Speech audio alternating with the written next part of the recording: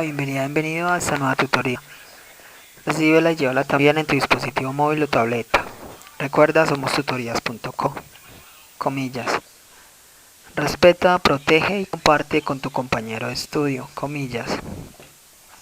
Como se observa en la figura, el ejercicio planteado consiste en ordenar un vector con datos por el método de ordenamiento inserción, o también llamado método de ordenamiento baraja. Planteamos la solución en un programa de 21 líneas. Recuerde que el método de ordenamiento inserción lo que hace es ordenar datos en las posiciones más adecuadas, ¿sí? Imitando así el juego de las cartas o de las barajas. Cuando usted tiene un juego o apenas reinicia un juego en cartas, usted lo que hace es ordenar sus cartas dependiendo pues de la ubicación que usted considere mejor, ¿cierto? Supongamos en este caso, mire la línea 4. Supongamos que el 2 lo deseamos pues ordenar, ¿cierto? La mejor manera de ubicar el 2 sería entre el 1 y el 3. Si observa el penúltimo y el antepenúltimo dato, ahí se debería de ordenar o de insertar este número 2. Eso es lo que hace este método, es ubicar un dato en la mejor posición posible hasta quedar todo el vector ordenado ascendentemente. Planteamos la solución entonces, como dijimos, en un programa de 21 líneas. En la línea 4 a una variable vec le vamos a asignar una lista de 10 datos, ¿sí? O un vector, si lo deseamos llamar así. En Python se denomina una lista. En este caso tenemos una lista con 10 datos, como se puede observar. Entre las líneas 6 y 19 encontramos una estructura repetitiva. Recuerde que una estructura repetitiva permite ejecutar un conjunto de instrucciones repetidamente, aprovechando así la velocidad de procesamiento de datos de un computador. En este caso tenemos una estructura repetitiva for.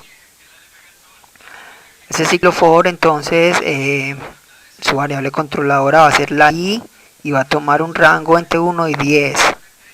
Observe cómo la estructura de un ciclo for en Python es muy diferente a como se usa en C++ u otro lenguaje de programación.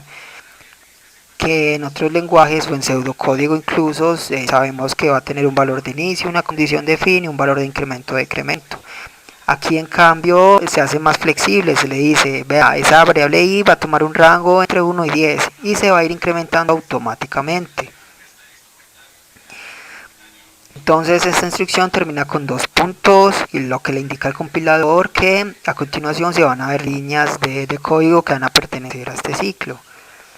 En la línea 7 vemos que a la variable auxiliar se le va a asignar lo que tiene el vector vec en la posición i. Algo importante a observar es que mire de las líneas 7 y 17, ¿sí? O de la 7 a la 19 inclusive. Que hay de particular en ellas, que todas estas líneas tienen un tabulador, ¿sí? Es decir, se dejó una sangría, se dejó un tabulador antes de comenzar pues a programarse esta línea de código. Esto quiere decir que estas líneas van a pertenecer a ciclo for, porque un ciclo for, una estructura repetitiva o las sentencias condicionales, en ellas no se manejan bloques de líneas de código por llaves como se hacen en otros lenguajes, sino por tabulaciones. Así lo hace Python, lo que nos permite ahorrar entonces las llaves, ¿sí? Permite ahorrar espacio de tamaño de archivo al final. Lo más importante, recuerde, es que se presione el tabulador si esa línea de código va a pertenecer al ciclo o a la sentencia condicional, y que se anteponga el ciclo o la sentencia condicional de los 2 puntos, que después de efectuar la línea de código se ponga los 2 puntos y entonces sus instrucciones con tabulaciones. Bien, entonces y en la línea 8 a la variable p le vamos a asignar lo que tiene i-1. Entre las líneas 10 y 13 encontramos otra estructura repetitiva, un ciclo while, que su condición va a ser mientras la variable auxiliar sea menor que lo que tiene el vector Beck en la posición P and, o sea, y la variable P era mayor o igual a 1. Dos puntos. Observe en la condicional de ese ciclo while, la condición como el operador lógico es AND, ¿cierto?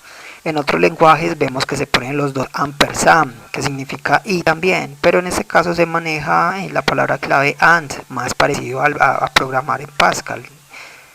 Entonces así lo maneja Python. Y para el O va a ser el OR, la palabra clave OR. Observe también cómo se usan los operadores de comparación menor y mayor o igual. Entonces este ciclo while termina con dos puntos también, ¿cierto? Recuerde, todo ciclo, toda estructura repetitiva, todo sentencia condicional, es de toda clase, es decir, estas estructuras que necesita en su interior llevar líneas de código se deben de poner dos puntos al final. Y recuerde poner en tabulación las siguientes líneas, las que hagan parte de su estructura, como en este caso, en este ciclo while, línea 12 a la variable Beck, el vector Beck en la posición P más 1 le va a asignar lo que tiene el vector Beck en la posición P. Y línea 13 a la variable P le va a decrementar, es decir, a la variable P le va a asignar P menos 1.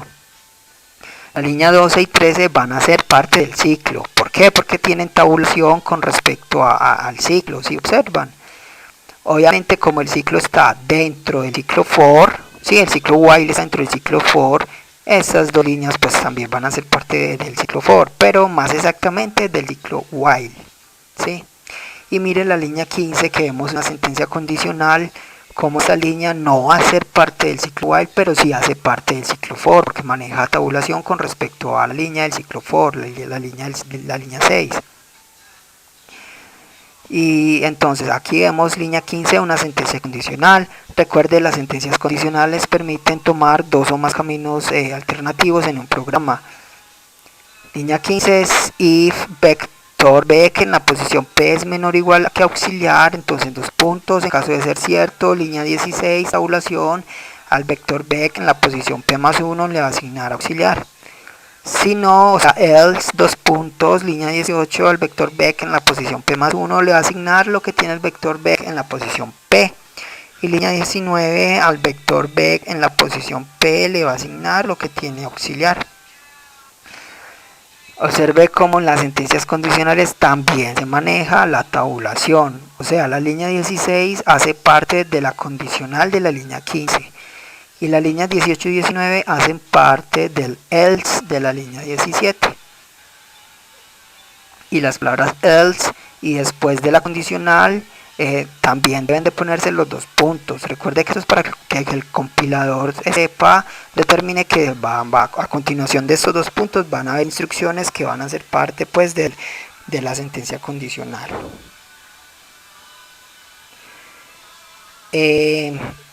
Entonces acá vemos entonces como en la línea 21 finalizamos imprimiendo la lista o el vector, simplemente usando el método print. El método print permite mostrar por pantalla, por consola, el resultado pues que deseamos observar.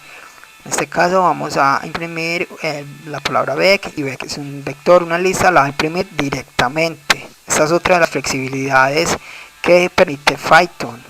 No necesitamos estructura repetitiva para imprimir un vector, simplemente con la palabra Beck, con el nombre del vector. La función print también permite mostrar texto. El texto se debe poner entre comillas y también se puede mostrar o imprimir texto y variables o texto y listas, pero se separa el texto de las listas por medio de los símbolos de suma, de más, ¿sí? Y obviamente el texto va a ir entre comillas.